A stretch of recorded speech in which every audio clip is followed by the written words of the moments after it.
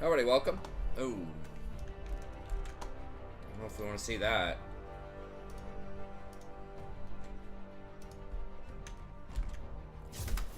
Yeah, let's get out of that one. Let's wait a second. Callista, not for noobs.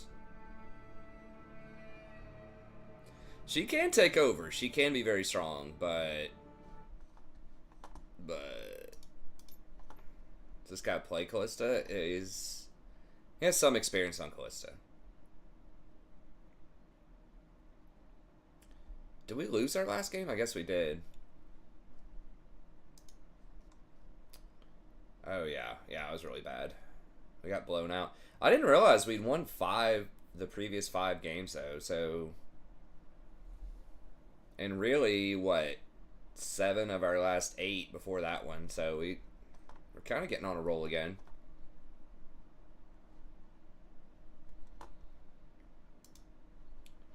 All right. Let me. Hey, what's up, Mal? Well, I haven't seen it yet, but that's alright. I'll watch it anyways.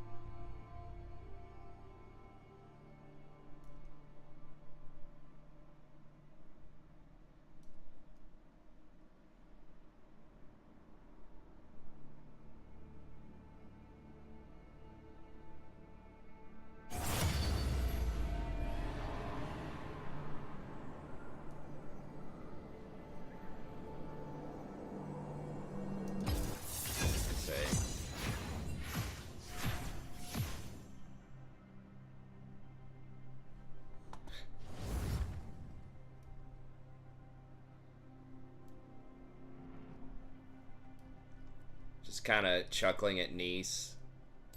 Dude, every day he's so mad and he's always posting up people. It's like, dude, I say this all the time, but it's like you can't be ignorant of why people critique you, man. Like, okay. Don't know if Faker won yet. Good point. But it's like, dude, don't be coy about this. Like, you know why people critique. It's not like even your coaching, man. He's like, today he posts up something. All this attack on coaches. There are so many good coaches in the space.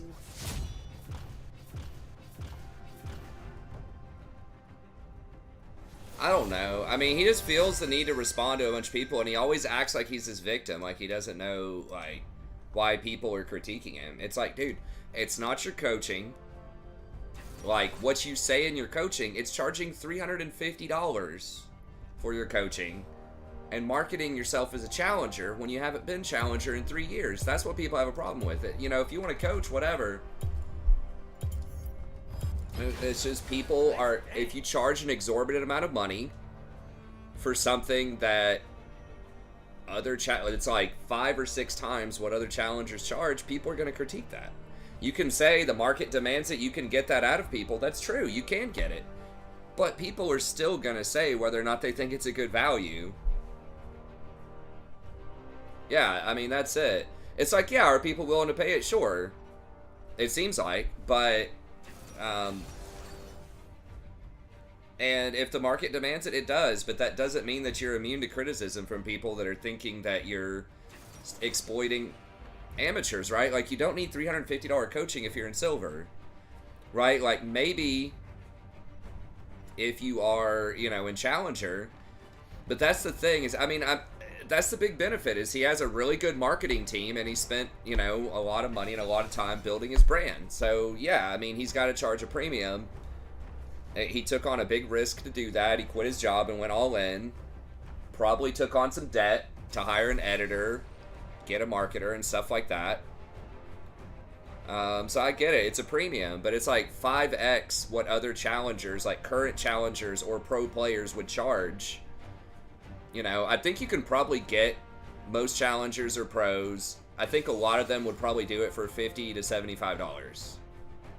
LS, a pro coach, you know, would do it for $100.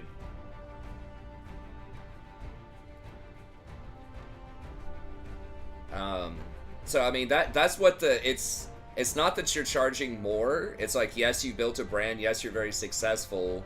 It's the magnitude more, regardless of whether or not people will pay it. It seems exploitative. It seems to be taking advantage of people who don't understand the market. Yeah. So it's like, yeah, people will pay for it, but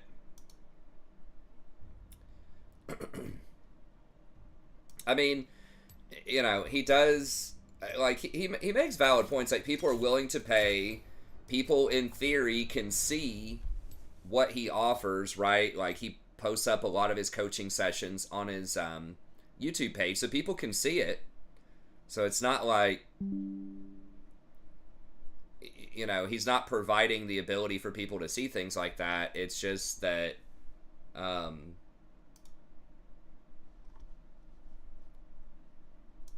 it's just that that's a, you know, you're assuming that people are rational actors and that if they don't know what's going on, that's their problem, right? If they don't know that other people are coaching, are charging 20% of the price with better credentials and stuff like that. I mean, that's one way of looking at it, but other people are going to say you're taking advantage of people, right? That's like, I can't think of something analogous to that, but that's like anything where you have like amateurs coming into the space who don't really understand the market and you're charging like a lot of money for something that other people could get at a more reasonable price. So that's the thing. So I mean, if he was charging like 100, I think people would be more cool with that. It's like, all right, that's top end, but he's like built his brand. He invested a lot to get that. But yeah, it's just the amount. But my thing is like, he doesn't even own it, man.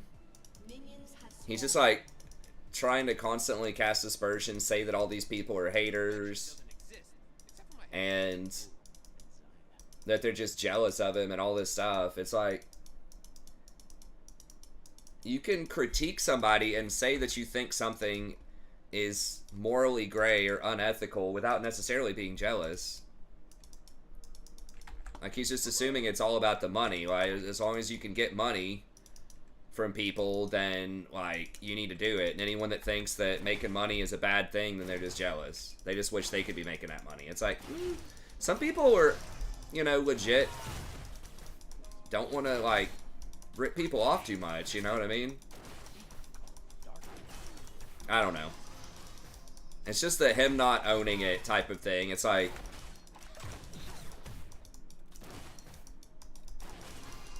you know, he'd be better off either just completely ignoring other people that say stuff about him, or just saying, look, I spent a long time building this brand. It costs a lot of money to build that up. Basically what I just said. I quit my job to do this. There are a lot of people who do that and fail.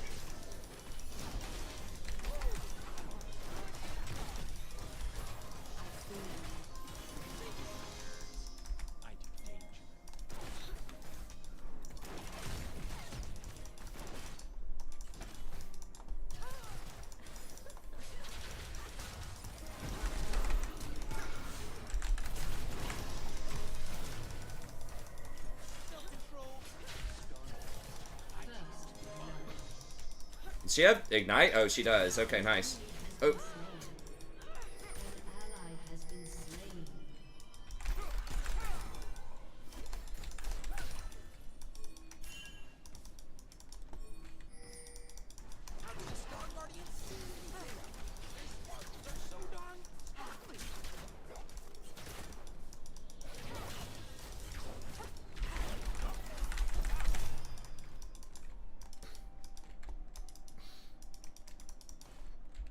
So, hey, what's up, man?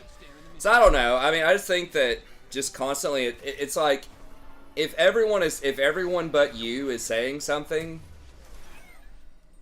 that something seems questionable, you know, you got to at least take that into it. You know, it's not always that the crowd is right, but it's one of those things where it's like a lot of times, especially when it comes to perception of events, it really helps to have an outside perspective on things. And I mean, he is getting a lot of press for it. So just saying something like, you know, like I said, people can make their own choice. I have coaching sessions on my website. They're welcome to come check us out. If people want to talk to me about it, I'm happy to explain to them what I have to offer, what we can do. Maybe I can give them a group rate, you know, if they want to get multiple sessions or, you know, something like that, right? Like, just take the opportunity to try to turn it into good publicity. But hope you guys are okay. Thanks, man. Congrats, dude. It's always good spending a little time with the girlfriend.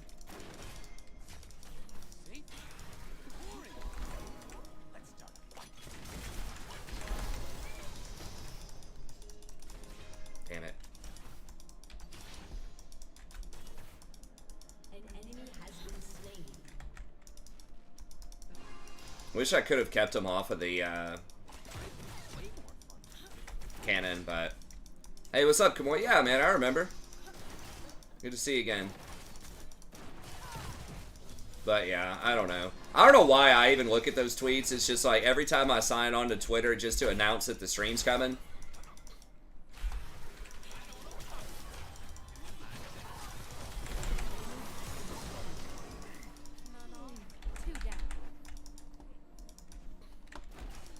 Oh, I didn't even realize Diana roamed down. Holy shit, at level 2 for that? I thought she was the jungler. I didn't even notice it was the mid laner. Wow, that was a power roam. Holy shit.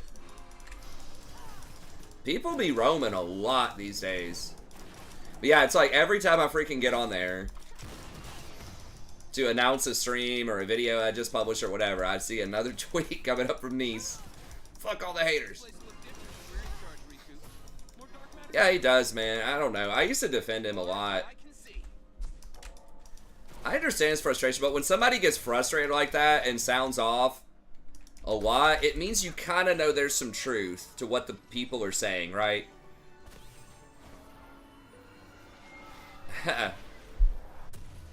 Right? Like, you wouldn't be... If there's no, like, possible chance that any of it's true, then you shouldn't really be bothered by it, right? But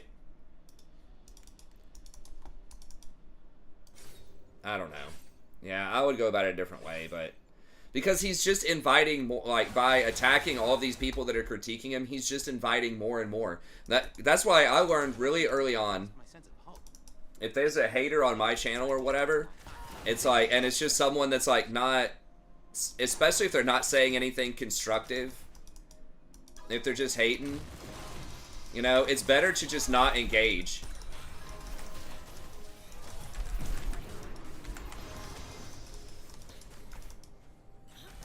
It's better just to not say it, because the more you say stuff, the more people are going to start piling on.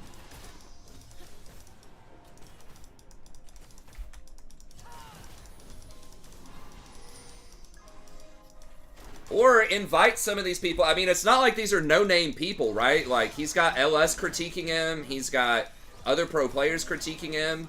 Turn it into a thing. Like, host some kind of little podcast or something, or invite him to do a YouTube video with you. And just say, hey, man, let's just get people on here to talk about this. Let's have a debate. Something like that.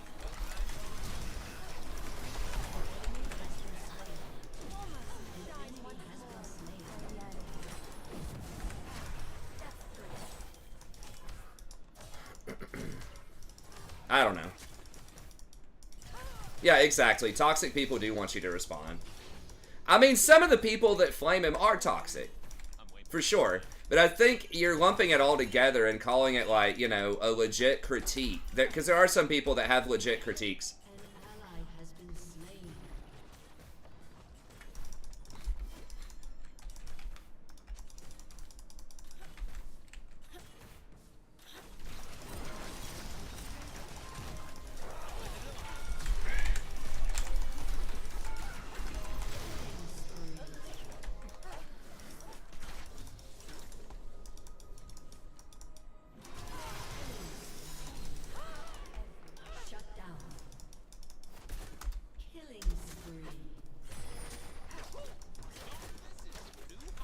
Man, this Kendra's just camping the shit out of this lane.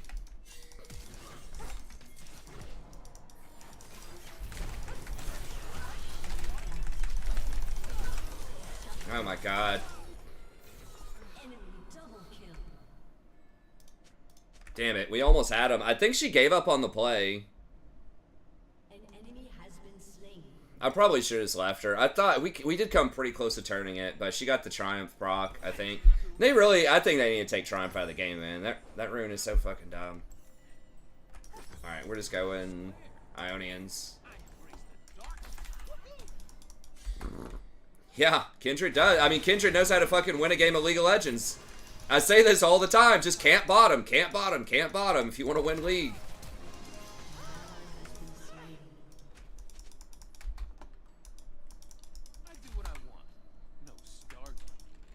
I mean, it does help that Irelia is just 1v1ing top and crushing them, but...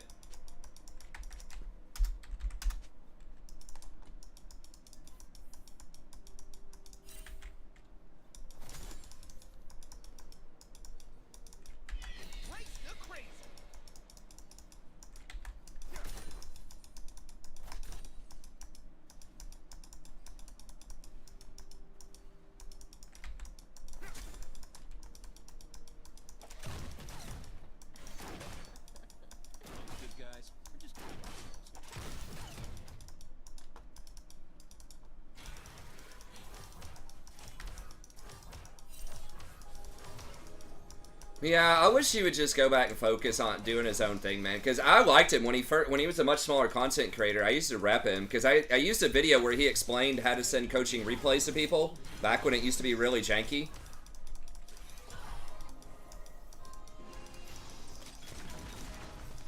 Yeah, Jarvan's here.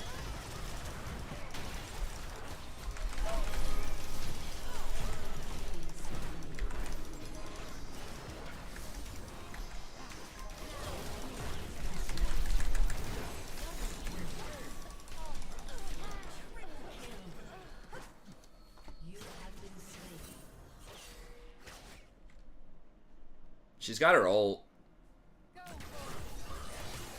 Oh, okay.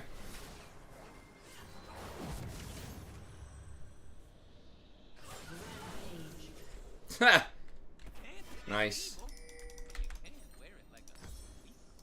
So yeah, I mean, I used to use one of his videos and rep him, and I mean, he's ex-military. I really respect that. And he used to be a lot more, you know, kind of humble. But, I mean, he is very successful. Like I said, it's tough to hate on someone who's just, like, charging stuff and making money. But I think it's really hurting his image and his brand that he's just engaging with so many people. Like, I get it. I totally understand. It is very annoying when people are hating on you and you want to respond. But... exactly. It's kind of that thing, too. I'm not in a place to say that, but you're ex-military, so you can say it.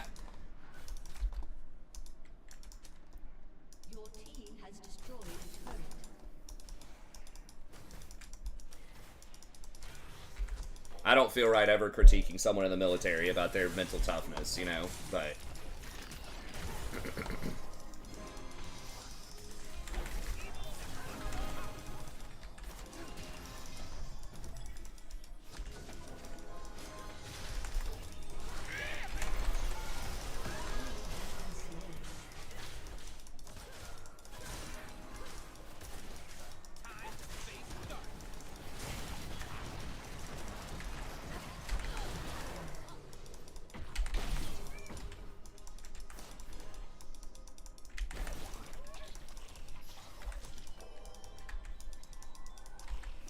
Yeah, that's what. Yeah, that's why I just let other ex-military people, if they want to critique other military people, you know, if they're coming from the same kind of experiences or relatively, you know, in the same neighborhood at least, same zip code of experiences, then I'm all for that.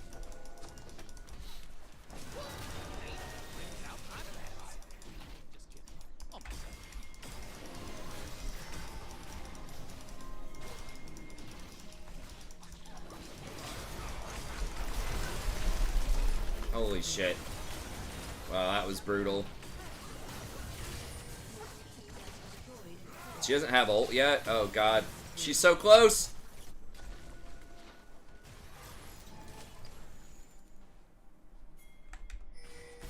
Aurelia's a big girl too. Yeah, I got shanked right there. I'm kind of back on the pretty much always get Shurelia's train. I don't know if you were here the other night too. I think I'm going to try Priest for Dragonflight. Like, Monk does kind of look fun, but it's just like Monk historically almost has always struggled. And obviously I haven't played it as much as a lot of other people. So there's got to be something to that. Longshanks, nice. Who was Longshanks? That was, I know he's a villain from a popular thing.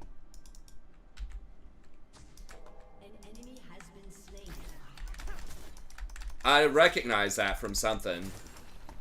I think. What's ERB?